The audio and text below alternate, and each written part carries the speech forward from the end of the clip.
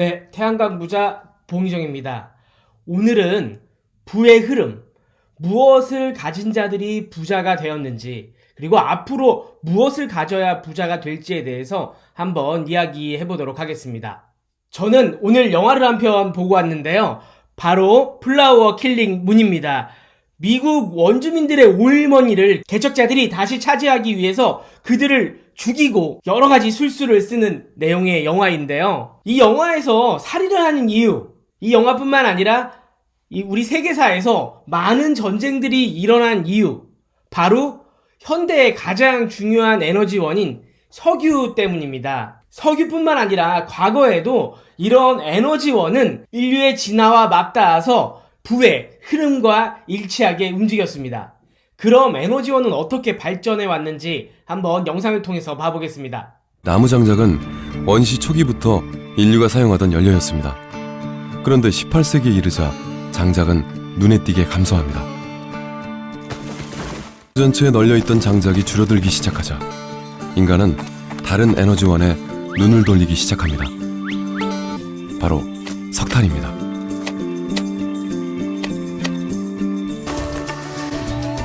석탄은 태양 에너지를 받고 자란 식물 위로 표적물이 쌓이고 긴 세월 고온과 압력에 의해 변성되면서 만들어진 것입니다. 일종의 땅속에 저장된 태양 에너지가 바로 석탄입니다. 바로 이 석탄을 원료로 해서 증기기관이 발명이 됩니다. 증기기관은 산업화를 가져왔고, 산업화는 엄청난 발전과 그에 따른 엄청난 부의 축적을 가져왔습니다. 석유는 태양 에너지로 자라난 식물을 먹은 바닷속 또는 육지의 동물 시체가 열과 압력에 의해 변해서 만들어진 화석연료입니다.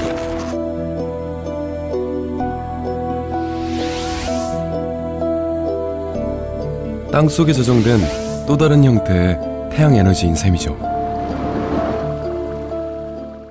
이 석유가 발견되면서 부는 우리가 알고 있는 몇몇 사람들에게 흘러갑니다. 직접 에너지원에 관련된 사업을 했거나 아니면 그거에 부가적인 사업을 한 사람들이 부를 거머쥐고 현재에도 부를 가지고 가고 있습니다. 패러데이 법칙을 기반으로 그 많은 사람들이 발전기를 만들어냈습니다.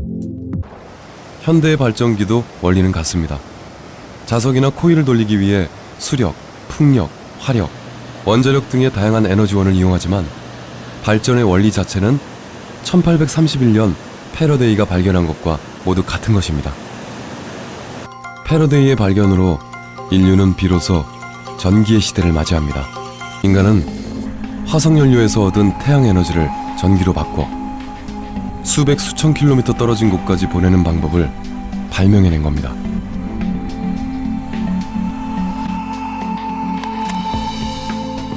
꽂기만 하면 펑펑 쓸 수 있는 전기 덕분에 사람들은 편리해졌습니다. 하지만 그럴수록 더 많은 전기가 필요했고, 더 많은 전기를 만들기 위해선 발전기를 돌릴 수 있는 화석연료가 더 많이 필요했습니다. 원시시대의 에너지원은 장작이었습니다. 장작을 가지고 불도 켜고 체온도 유지하고 조리도 하는 등의 에너지원으로 썼을 거고요. 그 다음은 석탄이었죠. 석탄을 통해서 증기기관을 만듭니다. 증기기관은 엄청난 산업화를 가져오고, 이 산업화는 이 에너지 흐름을 따라간 이들에게 엄청난 부를 가져다 주죠. 그 다음에 보셔서 알겠지만 석유였고요. 그 다음엔 이런 화석연료들을 가지고 전기를 만들어냅니다. 현대가 된 겁니다. 자, 그렇다면 이것들의 공통점은 무엇일까요? 이 에너지원, 부의 흐름을 같이 가져간 이 에너지원들의 공통점은 무엇일까요? 영상을 자세히 보신 분들은 알겠지만 이 모든 화석 에너지와 모든 에너지원들의 근본은 태양입니다. 태양은 어떻게 에너지를 만들어내는 것일까요? 태양 에너지는 중심부에서 만들어집니다. 태양의 중심부는 1억도가 넘는데 고체도, 액체도, 기체도 아닌 제4의 물질 상태, 즉 플라즈마 상태입니다. 플라즈마 상태에서는 원자 핵이 결합하는 핵융합 반응이 일어나는데, 바로 이 과정에서 엄청난 양의 빛과 열이 발생합니다.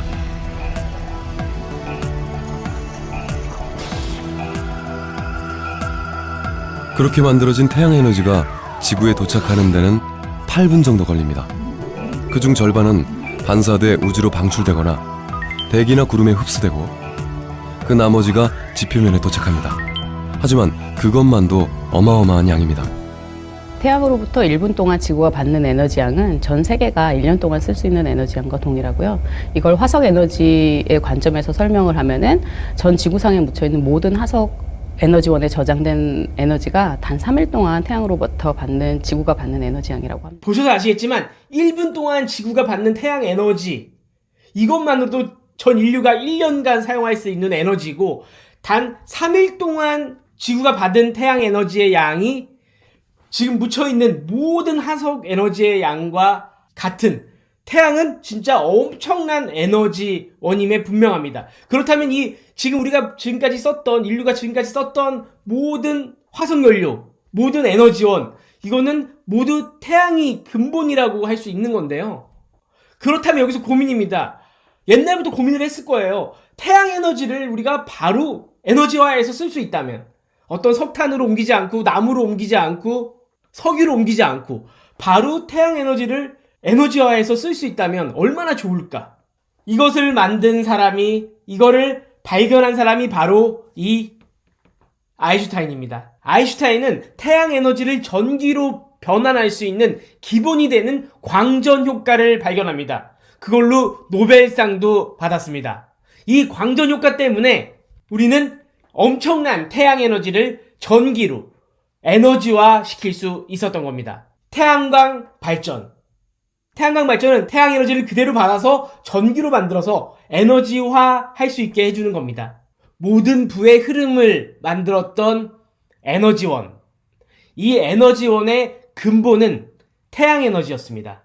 부자가 되려면 과거를 잘 살펴야 됩니다. 그리고 미래를 예측해야 됩니다. 과거의 에너지들은 끊임없이 발전해왔고, 이 에너지의 근간에는 태양 에너지가 있었습니다. 모든 에너지의 근간이 되는 태양 에너지. 이미 선진국들은 발빠르게 움직이고 있습니다. 우리나라는 아직 정책적으로 뒤처져 있긴 하지만 이 근본을 흔들 수는 없습니다. 언젠가는 더욱더 발전할 것이고, 지금의 태양광 효율보다 훨씬 더 많이, 그리고 현재보다 더 빨리 발전할 것입니다. 부의 흐름, 에너지의 흐름과 일치합니다. 여기에 관심을 가지셔야만 부자가 되실 수 있습니다.